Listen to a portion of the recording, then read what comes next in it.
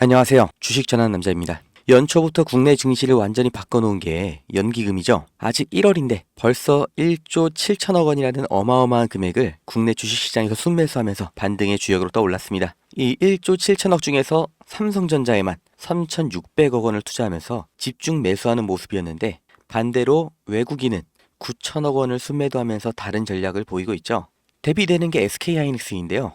연기금과 외국인이 동시에 선택하면서 상승 흐름을 이끌고 있습니다. 그리고 삼성전자 관련된 또 중요한 소식이 있죠. 미국 아버글로벌과의 반도체 특허 소송에서 최종 승소가 나왔습니다. 아버 쪽에서 삼성전자가 자기들의 반도체 회로 이 설계 특허를 침해했다고 6년 전에 제기를 한 소송인데요. 삼성전자는 해당 특허들을 무효시키면서 이후 연방순회 항소법원, 대법원까지 모두 기각이 나오면서 삼성전자의 최종 승리가 확정이 됐습니다. 연기금의 연초 투자 움직임, 그리고 삼성전자의 특허전 승리, 이게 앞으로 어떤 영향을 미칠지 주목하면서 지금 우리는 어떤 방향을 갖고 투자를 해야 되는지 짚어보겠습니다. 주식 투자 인구수가 1,400만 명이 넘는다고 합니다. 대한민국 사람 4명 중에서 1명은 주식 투자를 한다는 거고, 사실상 어른 중에서 절반은 주식 투자를 한다는 거죠. 이 대한민국 사람들이 다들 주식을 하는 이유가 뭘까요? 주식 투자가 폭발적으로 늘기 시작한 시점, 이 코로나 팬데믹 때부터였죠. 이게 뜻하는 건 하나입니다. 불안이죠. 일자리에 대한 불안, 미래 소득에 대한 불안,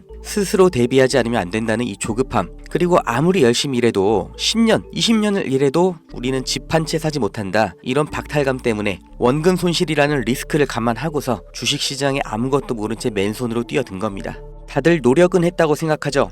종목 분석 보고 차트 공부도 해보고, 잘 몰라도 억지로 재무제표 찾아보면서 한 글자라도 더 눈에 넣고 머리에 담고 다들 이렇게 열심히 주식 투자하는데, 막상 주변을 보면 주식 투자에 성공했다는 사람 보신 적이 있으신가요? 아마 지인 중에 서울대 갔다는 사람, 사법고시 합격했다는 사람, 이런 사람보다도 더 희귀한 게 주식 투자에 성공한 사람일 겁니다. 그런데 이상하다고 생각한 적 없으세요? 왜 투자인데 공부를 하고 들어갔는데 성공할 확률은 실제 투자나 자영업이 아니라 복권 당첨에 더 가까울까요? 무언가 잘못됐다, 이렇게 느껴지지 않으세요? 공부를 더 하면 나아질까요? 재무제표를 직접 작성하는 회계사도 실패하는 게 주식 투자입니다. 공부가 답이 아니라는 거죠. 그렇다면 답이 뭐냐? 그 진실을 알려드리겠습니다. 구독자님들, 노력을 안 해서, 공부가 부족해서, 내가 욕심을 크게 부려서 그래서 주식 투자에 실패한 게 아니에요. 잘못을 해서 실패한 게 아니란 말이에요. 애초에 우리는 속고 있었어요. 이길 수가 없는 싸움판에 맨몸으로 내던져져서 나보다 강하고 무기도 갖고 있고, 심지어 이 싸움을 준비하고 있던 누군가와 싸워야 했습니다. 이길 리가 없죠. 한두 명의 운 좋은 사람, 특별한 재능이 있는 그런 사람이 아니라 모든 사람이 다 희생자였을 뿐이에요. 그 범죄자가 누구냐? 코스피, 코스닥입니다. 우리가 아무리 공부하고 좋은 기업을 발굴하고 분석해도 장기 투자를 해도 의미가 없습니다. 이 물적 분할, 기업의 유망한 부분을 찢어서 새 회사로 다시 상장하는 거예요. 아주 대표적인 게 2020년 LG화학에서 배터리 사업부를 분할해서 LG에너지솔루션 설립한 거였죠. 이 배터리, 전기차 시장의 최대 수혜 테마죠. 이 시기 가장 큰 주목을 받고 있었는데, 이걸 믿고 LG화학에 투자했던 주주들, 배터리 사업부가 찢겨져 나갔을 때 어떤 보상을 받았나요? 똑같은 사례 대기업만 해도 줄줄이 있죠. 바로 다음 해 SK이노베이션에서 배터리 사업부 똑같이 물적 분할하면서 SK온 설립했죠. SK의 미래를 책임질 주요 사업인데, 이걸 알고 미리 SK이노베이션에 투자한 통찰력 있는 똑똑한 주주는 배신을 당한 겁니다. 또 카카오톡이라는 메신저를 플랫폼으로 활용해서 카카오페이, 카카오뱅크 전부 성공을 시켰죠. 그런데 카카오페이, 카카오뱅크 각각 따로 물적 분할을 해버렸어요. 카카오의 주주들은 뭐가 된 거죠? 내가 갖고 있는 주식에서 가장 중요한 부분이 그냥 찢겨져 나간 거예요. 손해는 개미가 봤죠. 오너는 손해를 봤나요? 전혀 아니죠. 10,000원짜리 한 장이었던 게 1,000원짜리 10장이 됐을 뿐이에요. 오히려 나눠먹기, 돌려쓰기 더 편해진 거죠. 일반 주주들, 개미들만 일방적으로 당하는 겁니다. 어떻게 이렇게 뻔뻔하게 할 수가 있어요? 미국에서 이런 짓 하면 박살납니다. 미국 세법에 섹션 355라는 게 있습니다. 물적 분할의 조건을 다른 거예요. 여기 써있죠. 디스트리뷰션, 분할, 스탁, 주식과 증권을 나눌 때, 분할을 할 때 어떻게 해야 되냐? 실질적인 사업 목적이 따로 있어야 되고, 최소 5년 이상 독립적으로 운영을 하고 있었어야 되고, 자회사 80% 이상의 통제권을 갖고 있어야 되고, 분할된 주식도 기존 주주들에게 공정하게 분배를 해야 된다. 이런 여러 가지 조건을 다 만족해야 돼요. 이걸 무시하고 그냥 물적 분할을 하면 바로 엄청난 세금 폭탄이 날아옵니다.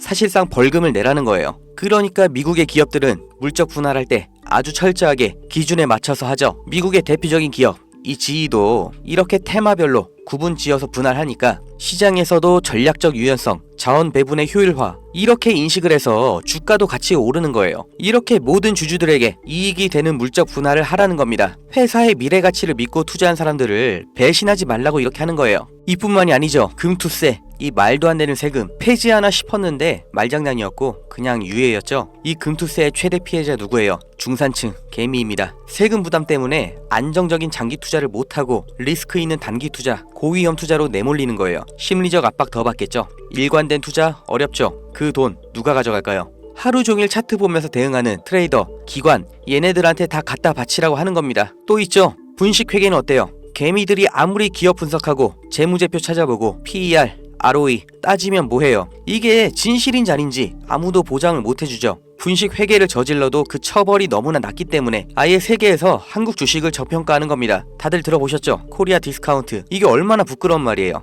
한국 거는 그냥 낮춰본다는 거예요. 미국에서 엔론 사태 벌어졌을 때는 CEO가 24년형, 우리나라에서 대우 사태 때는 형 집행정지, 대통령 특별사면, 대한민국의 모든 상장 기업에 세력이 안 붙은 종목이 없다고 하죠. 저라도 돈이 많으면 주식으로 이렇게 장난치겠어요. 무조건 이기는 게임이잖아요. 있는 사람, 가진 사람들끼리 알아서 판 짜서 해먹고 개미들은 아무리 노력해도 결국 당할 수밖에 없는 이 불합리한 콜로세움, 이게 코스피, 코스닥의 정체입니다. 이 짜여진 판에서 개미가 혼자 준비해봤자 그냥 먹잇감이에요. 그럼 우리는 어떻게 해야 되냐? 그 답을 알려드리겠습니다. 들어오세요. 트럼프가 당선 확정되고 제가 무슨 주식을 샀는지, 환율이 1450원 찍으면 제가 무슨 종목 들어갈 건지 이 안에서 다 보여드립니다. 증명은 제가 할 거고 눈으로 보시고 따라오시면 됩니다. 종목 빼가는 유료방 업자인지 구독자님 맞는지 문자로 확인만 할 거고요. 유료 아닙니다.